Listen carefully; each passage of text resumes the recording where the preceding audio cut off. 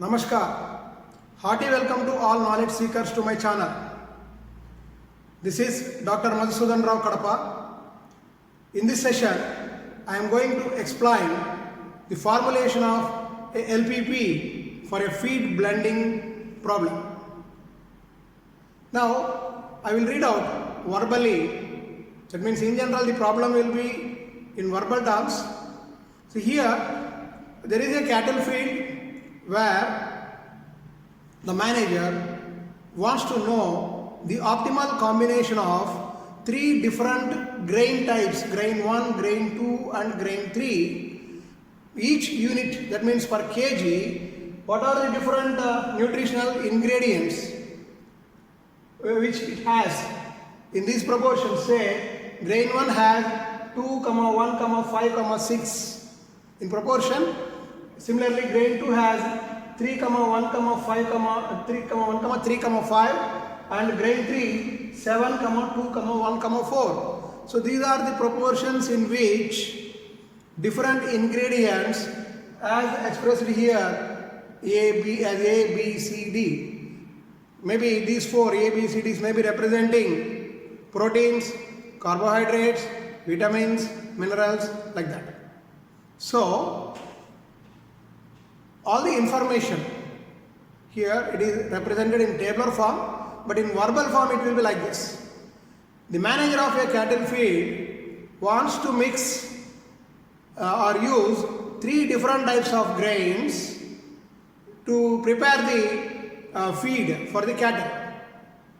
Now, in four different types of ingredients in each type of grains are in these proportions.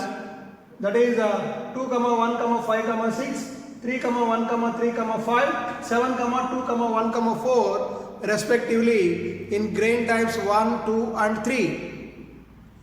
And the cost per unit, that is per kg of each type of the grain is 45, rupees 36 and rupees 60 respectively for the three types grain 1, 2 and 3. And the condition is that the minimal nutritional requirements of these four ingredients are 1250, 250, 900 and 1500, maybe in calorie. Now the problem is to find out the optimal blend, that means the ratio in which these three grains can be mixed so that the minimal nutritional values are achieved at the minimum total cost. Now this is the problem. So all the information which I have explained verbally, in general, in books the problems will be like this only, in verbal terms. Now that information is compiled in the form of a table. Now let us see how to formulate the LPP for this problem. Here, since it is a cost scenario, see 45 rupees, 36 rupees and 60 rupees represents cost per unit, that is kg, for grain types 1, 2 and 3. So in general, in any organization, the managers will try to minimize the total cost on purchasing these grains. So now let us declare, we don't know how much quantity of the grain type 1, grain type 2, grain type 3 has to be purchased. Let us say X1 represents the number of units of grain 1 to be purchased, X2 for grain 2 and X3 for grain 3. So X1, X2, X3 are the decision variables. Now let us first write down the objective function. Since this is a cost scenario, our objective is to minimize the total cost. So our objective function is to minimize Z equal to, here the unit cost for grain type 1 is rupees 45.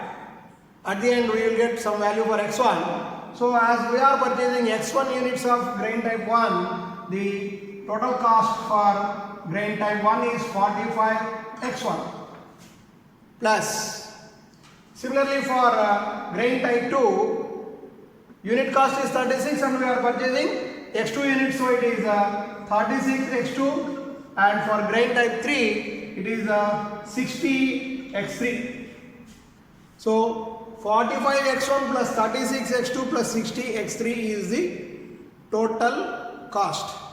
Now our objective is to minimize this total cost Z. And let us look at the minimal requirements. Now these are the constraints. These are the basis for constraints. Now for ingredient, nutritional ingredient A may be representing some protein, say.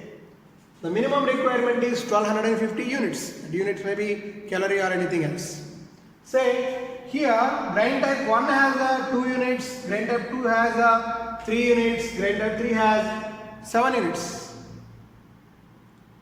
Now we are blending these three in any ratio such that the minimum should not be less than 1250. It may be more than that, but not less than 1250. So as x1, x2 and x3 are the decision variables, so 2 into x1, since we are blending these three varieties of grains to prepare the food for the cattle. So it is 2 into x1 subject to, the first constraint is 2x1 plus 3 into x2 plus 7 into x3, and this total of these three put together, the ingredient A, this quantity should not be less than 1250. So it may be less than or equal to, greater than or equal to 1250.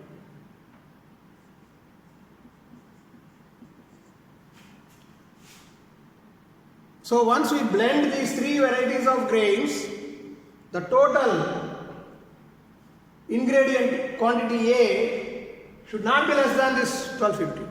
So should be greater than or equal to 1250. Similarly for ingredient B, we can write x1 plus, that is 1 into x1 plus 1 into x2 plus 2 into x3. This should be greater than or equal to 250. For ingredient C, similarly, we have 5 into x1, 5x1 plus 3 into x2, 3x2 plus 1 into x3, x3 should be greater than or equal to 900. And for last ingredient, that is D, we can write the constraint as 6 into x1, 6x1 plus 5 into x2, 5x2 plus 4 into x3, 4x3 greater than or equal to 1500.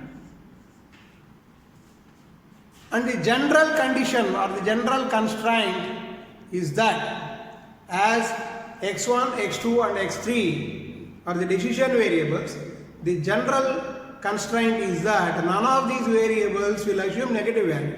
So x1, x2, x3 should be greater than or equal to 0. This is the general condition.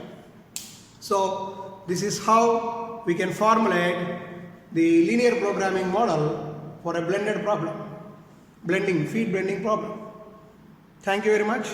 In next video, I will come with formulation of some other typical models, typical problems, and how to formulate those typical problems with several variables and some other conditions into a standard LPP form.